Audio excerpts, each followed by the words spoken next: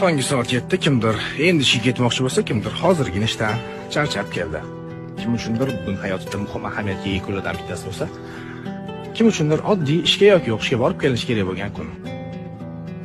Biz bormizmi, biz yo'qmizmi, bu hayot davom etib ketaveradi. Farq shundaki, bugun eshigimizni kimdir taqillatib, kechirasiz, men siz anchadan bir orzu qilayotgan mashinangiz kaltini sizga olib keldim yoki anchadan bir qilmoqchi bo'lgan ishlaringizni bugun o'zingizga man qilib qo'yaman, siz bemalol o'tiravering, deydi.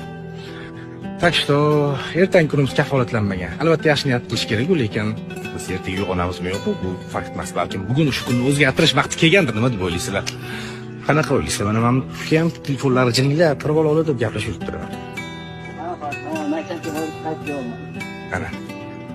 Bitta inson har bitta kunidan mazza qilib, zavqlanib, yashash uchun berilgan bu dunyoda yashash kerak, harakat qilish kerak, yengil yaratish kerak, ukalar.